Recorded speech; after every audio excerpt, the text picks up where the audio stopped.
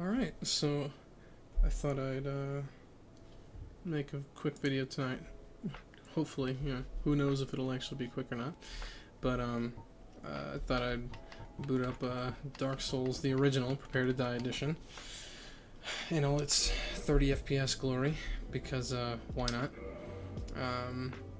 I really love this game because it was one of the many steps in pushing my passion for PCs and all that kind of stuff. Because I was originally playing this game on integrated graphics, and that's kind of the topic of this video. Here, I'll make my character integrated,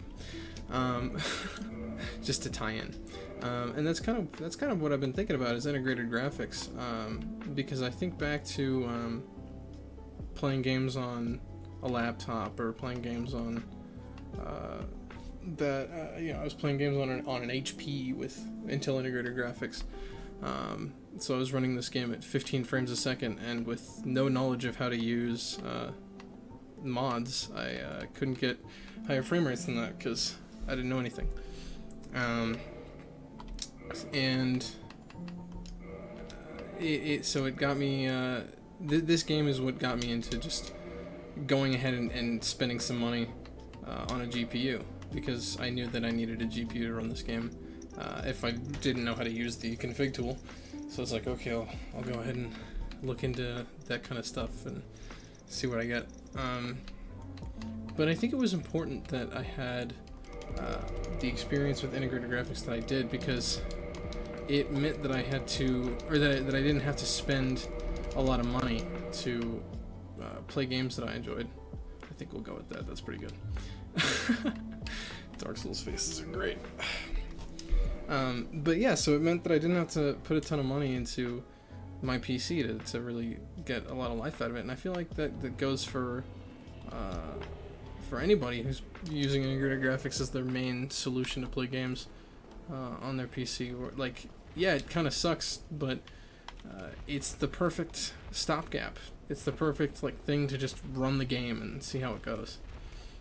While it is nice to have high-end hardware and to just know that you can run anything, I kind of miss the pre-boot anxiety where you didn't know if you could actually run the game, and if it did boot up, you didn't know how well you would be able to run it. And I miss the feeling of figuring out a tweak that you could do to make the game run better, and I can, I got 5 more frames that's playable now. That was really fun. And it's something I've been thinking about, and I've been seeing some stuff about Intel's dedicated graphics solution that they're coming up with, their XE graphics, that I think they recently posted a picture of it, physically, the physical design of the chip. I don't know exactly what it's made out of. I don't think they've disclosed any details about it, but I think they posted a picture of it. And it got me thinking that Intel might have something really special in their hands with XE. And not because XE is something very special in particular, but because if they use XE correctly, they might really push AMD. And I don't think this will be a short-term thing. I think this is going to be a long-term thing. I think in the next couple of years we might see this. But I have a hunch, and it's based on the initial success of XE graphics on mobile.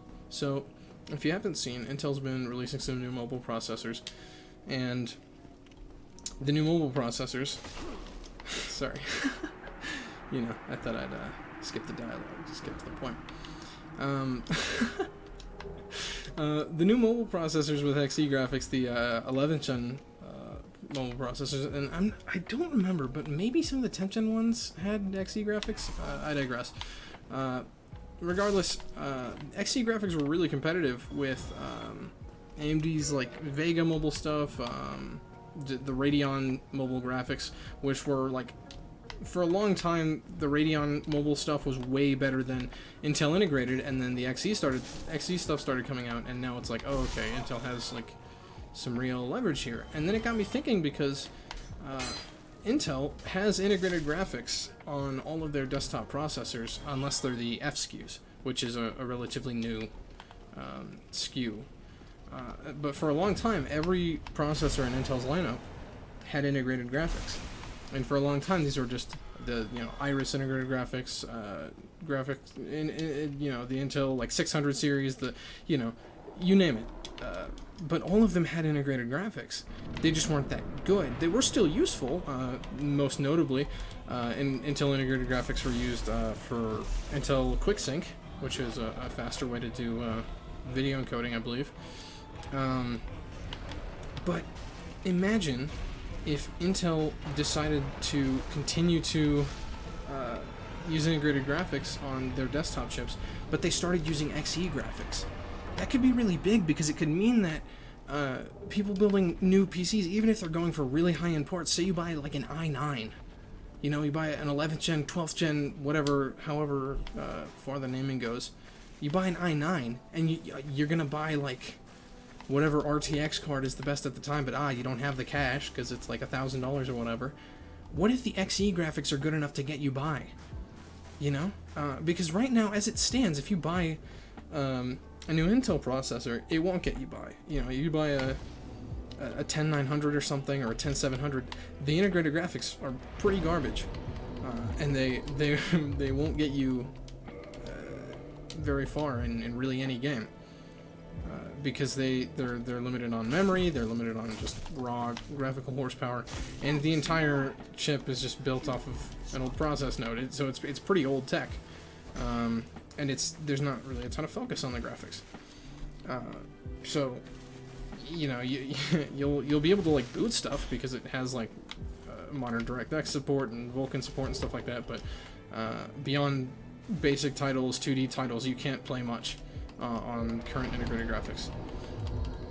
And I'm just wondering, like, what if that changed? Because you look at like AMD's APUs, the few Zen-based APUs that they've made. So you look at the Athlons, the 200G and the 3000, or 200GE and the 3000G, and then you look at the G SKUs for the Ryzen lineup, so the Ryzen 3 and Ryzen 5 G chips, and they are really good chips. They have SMT enabled, so I think you can get as high as like the 3400G is 4 cores, 8 threads, and it has a full-blown Vega graphics solution that's like actually pretty fast. And so it's pretty well known that if you can find one, because the whole market's kind of shifted because of all the pricing stuff being weird, but at least when it was new, when it was a little bit more available, it was pretty well known. Like, if you want a solid Ryzen processor and you want to be able to like save some money while you wait to get a graphics card, you can get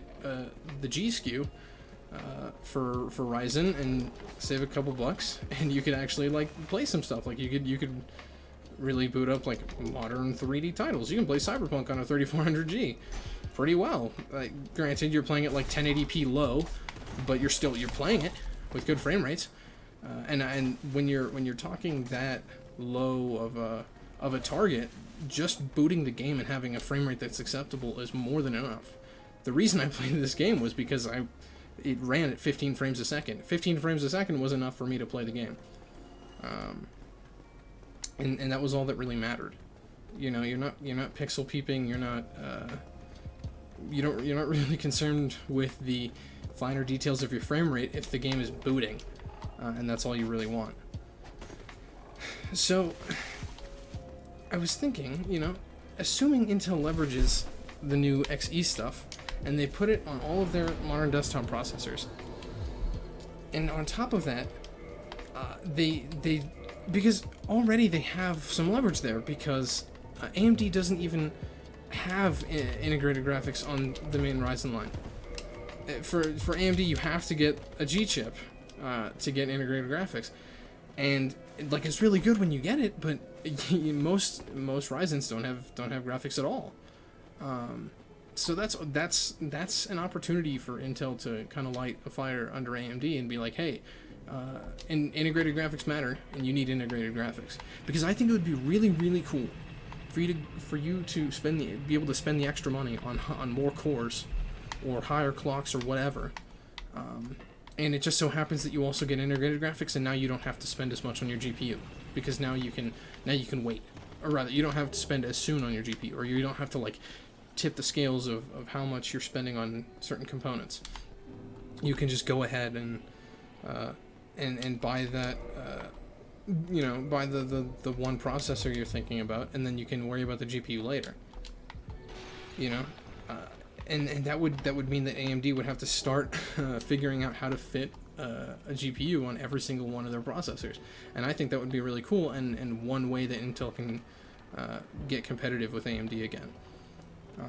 I do think Xe has to mature a little bit, and the processors themselves, like, we have to hit like 10 nanometer or 7 nanometer or whatever it is that Intel decides to do. Like, we can't keep doing this on Skylake and expect good results. But I think that there's an idea here that holds some real weight in the Intel versus AMD fight for market share, for mind share.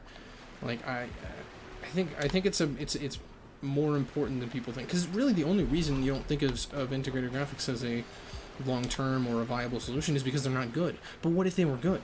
What if you go out and you buy the next Intel chip and it has an integrated GPU that's as good as like a 750 Ti or a 1050, but with with better runtime support, with newer drivers, stuff like that. You know what I mean? Like, I really think it would breathe some new life into that crowd, and it would mean that in terms of the budget community that goes Intel still, because there's still like Pentiums and things like that you can buy on that are newer, that are on the new chipset, on the new socket, and they run okay.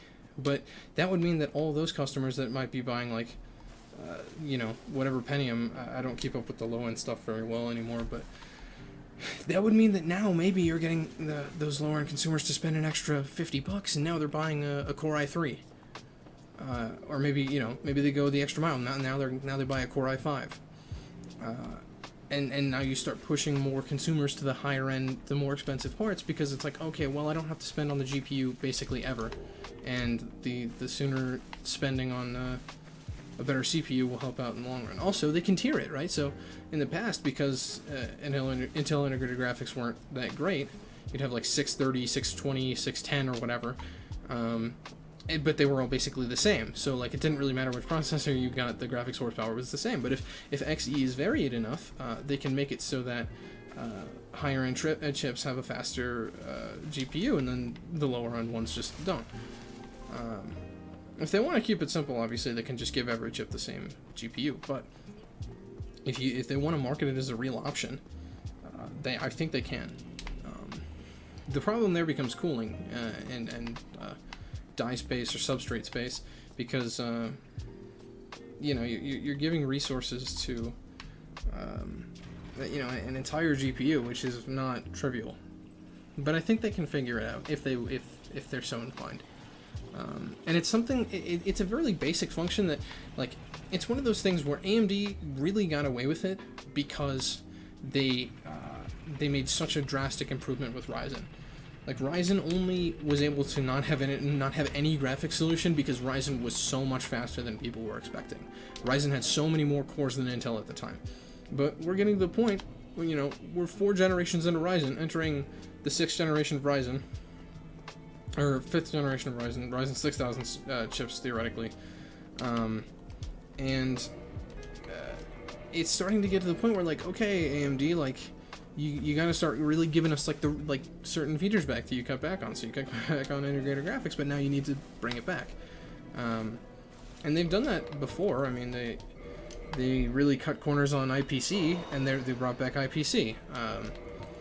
But they did it by doing things like having more cores and having every processor be unlocked, and having higher memory limitations, and leveraging the Infinity Fabric. But there's a time limit on how long you can leverage certain technologies before it becomes expected, and you have to start offering more. I mean, they're still offering new things. I mean, smart access memory was technically a feature of the newer processors, things like that. And so they're still pushing like the feature set, but they need to keep going, and I feel like they might begin to stagnate if Intel doesn't pick it up soon. And I think one way Intel can do that really, really easily is just by leveraging integrated graphics, and not even in a complex way. Just like basically just port what you're doing on mobile to the desktop. And I think that can be really, really good. The where that becomes a problem is the desktop GPU itself, because there is going to be a dedicated desktop XE solution, right? And so that conflicts with the possibility of better integrated XE, because if you have a desktop XE solution, now it doesn't matter what processor you're buying, because now Intel's graphics division wants you to buy the GPU regardless of what processor you're running. That's the benefit, right, of having a card, because you can run theoretically, if XE is good enough, you can run Intel graphics on an AMD processor, and they don't care if you're on AMD or not. And I don't think they're super interested in advancing features like QuickSync, when QuickSync was traditionally used for specifically accelerated rendering and stuff like that.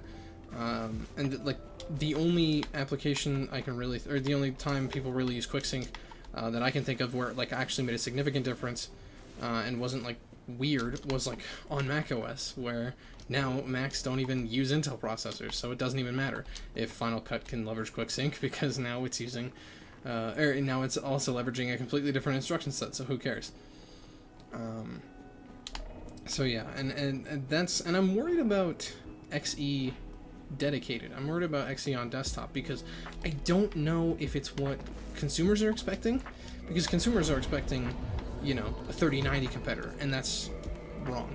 But reasonable consumers are expecting at least like, I don't know, at least like RTX 2060, and I think that's still a little ambitious. I think it's gonna take a long time for XE on desktop to be anything worth talking about. I fear that people are getting too excited about Intel's new tech, and people tend to do this. People tend to get really, really excited about what Intel's doing because it's Intel. Like, even though they've been making a lot of mistakes, it's still really exciting when they do something new and something great. But people forget how weird some of Intel's tech can be, and how like how much growing pains there are in the process. For example, Optane. People were thinking Optane was like this game-changing thing that was like, oh, we can like accelerate slow drives with intelligent caching, and it's so fast. And it's like, yeah, when it works, but Optane really isn't that efficient unless you have a really, really big Optane pool and a drive that's already like decently fast. Like if you're running Optane on like an old hard drive, your old hard drive's still gonna be slow, because the couple of things that are accelerated aren't gonna be like, yeah, your boot up times might be NVMe speeds, and yeah, like if you play Rocket League every night, yeah, Rocket League might boot up with NVMe speeds, but system responsiveness is generally like the same, maybe slightly improved, but it's, I don't know. Optane is not the heal-all for slow hard drive woes. Optane is a janky pseudo-RAID setup with intelligent caching that, if it breaks, is just as difficult to deal with as a RAID setup. Alright, quick cut there, I apologize. Optane. Yeah, so Optane is janky, to say the least. So I fear that people are getting excited in that way for desktop XE, and I really don't think it's going to be that good. What I am hoping is that it becomes that good, right? So I feel like XE first, second, even third generation is not going to be anything to write home about, and I almost hope that it's not, because if it is like too good to be true, something's going to be weird. So I'm kind of hoping that XE has some sort of like build up, because it can't be that, there's no way it's like big desktop performance.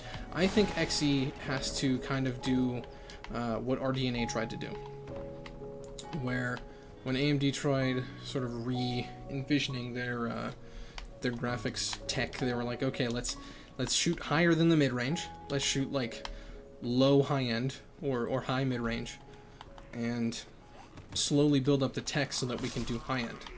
So you saw, so Vega happened, and Vega was a hot mess, literally, and they sort of saw how bad that was, but they used core information that they learned from Vega to make RDNA. So they learned things like, okay, HBM2 not sustainable.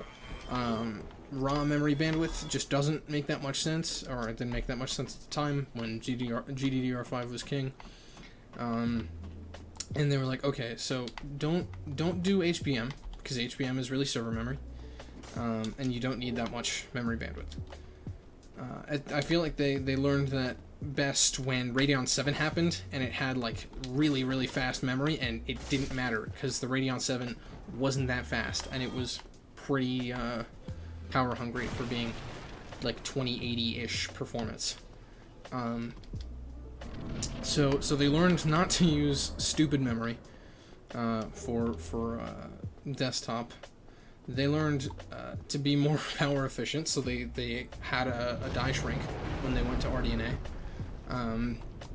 And they learned not to overcomplicate things. So, like, you think back to the launch of Vega 56 and 64, the cards were bundled with games still, because they knew the cards weren't a very good value, so they bundled them with, like, Far Cry and stuff like that. And it's like, that's cool for the couple of people that were already thinking of getting those games, and now we're just getting them as part of a bundle with a graphics card, except that that's a really small number of people, and that's not a good way to sell your hardware. That shows that you lack confidence in your product.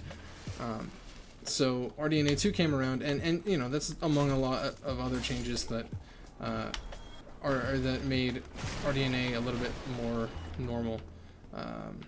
And then RDNA 2 came around more recently, and now RDNA 2 is actually able to compete. So for RDNA was like, you know, 5700, 5700 XT, the 5000 series was a really good value proposition, but it wasn't very competitive in the high end because it just wasn't high end capable. The 5700 and 5700 XT released for the sake of disrupting the dominance that the 2060 had, and it forced NVIDIA to release Super, and simultaneously dropped the price of 2060, which was a huge move, because it meant that NVIDIA actually considered AMD to be a risk here, you know, like a force to be dealt with. And I feel like that's kind of what XE needs to do. XE needs to sort of creep in and price cut everybody in like the mid-range. I feel like, because that's kind of where AMD used to reside when Polaris was their main architecture. The RX 580 was great because it was really competitive with the 1060. Neither of them were all that special in terms of just raw performance, but what they had in common was that they were mid-range cards that were aggressively priced, that were extremely popular. For a number of years, the GTX 1060 was the top graphics card by far on the Steam sales charts, and RX 580 I think was always top 10 behind it. I'm not sure what the recent Steam hardware charts. My apologies. And I don't remember what the hardware charts look like lately, but I assume that they're still on there because the 1060 and the RX 580 were really popular. So since AMD has kind of gone on to greener pastures with trying to actually compete with NVIDIA's biggest and baddest, Intel needs to be the new RX 580.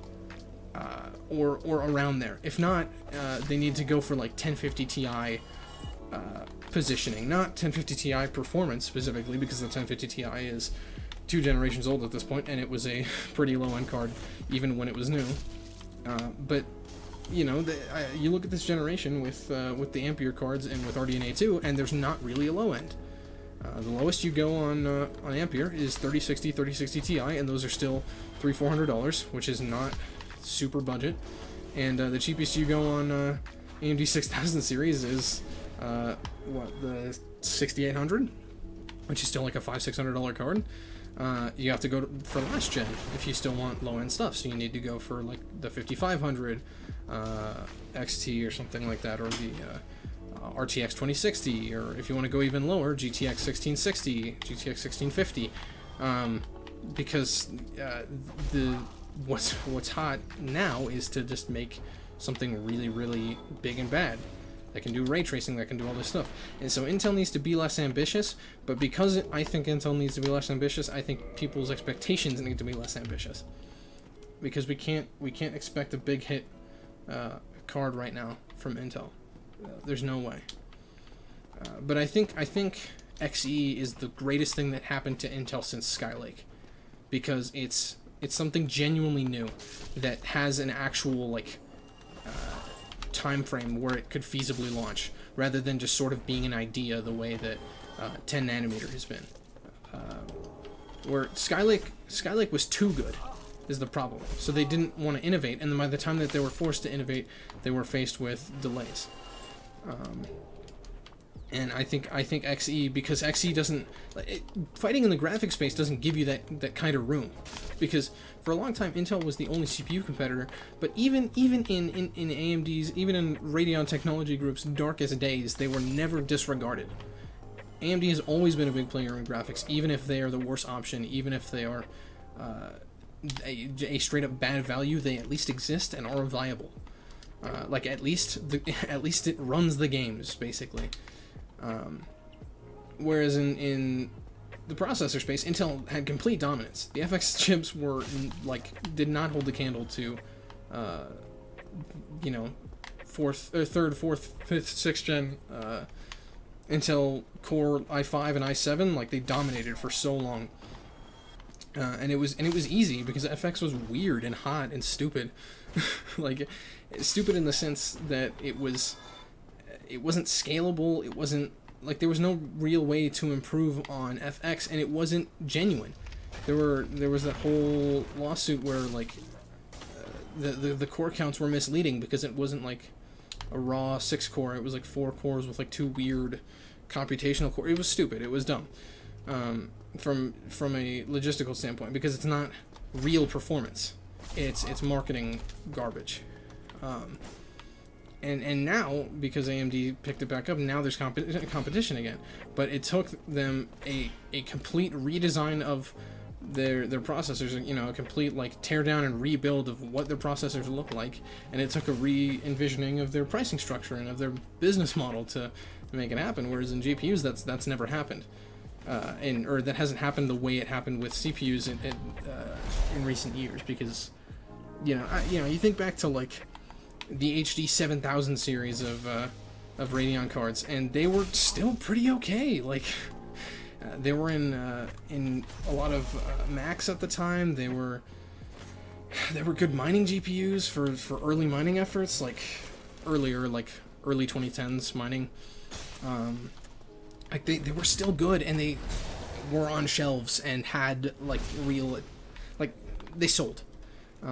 So putting Intel in that space where they don't get to be comfortable and immediately are the underdogs is a good place to put them, because it pulls their narrative of complacence and it throws it out the window, because they're brand new competitors in that space. They have no. That's the thing, is that they're also unproven. So XE has been a great trial run on laptops, but it means nothing for long-term performance or reliability. It means absolutely nothing to me at this point, what XE looks like on laptops, because I've seen a lot of Intel's goofy experiments live and die on laptops, i.e. Optane. So, yeah. But it does make me excited, because what if XE is good enough to build up like that? If it is, that means that Intel's engineers are really, really focused on this, and it means that the project matters to them. And it also means that they have some money to make, so their investors will care. So yeah, I think XE is probably the best thing that happened to Intel, or that Intel is doing, because it kind of feels like a new Intel, or at least an Intel that plays on a different court, an Intel that's trying out a new sport and is realizing that they're maybe better at it than they expected. And that's pretty cool, because that's basically what AMD did. I mean, AMD was pretty stalwart in just making okay graphics cards and then garbage CPUs, and then they kind of figured out how to make a good CPU, and they sort of turned it around. And so yeah, I think the kind of the reverse can happen in Intel here. Yeah, just a quick thought, spread out way too long. I don't know. I'm curious to see how this pans out. Just in general, I think best case scenario, we get some really good graphics from Intel, because it means that we might get some good graphics from AMD, and then everybody gets graphics and everybody's happy. You know, just think about how much better all these shortages would be if all these sweet Ryzen processors flying off the shelves had GPUs at all. Imagine if all these people waiting for their 3070, their 3080, their 3090 could just boot up on their Ryzen. Something to think about. But yeah, I'll probably make another video soonish. I've got my eye out on the GT 1010. I'm really curious to see how that goes, but I'm not exactly sure when that's coming out. But I'll definitely talk about it when it does, because low-end GPUs are catching my eye lately, since the whole high-end thing is not really panning out. But yeah, if you made it this far, thank you very much for listening, and you have a very good night.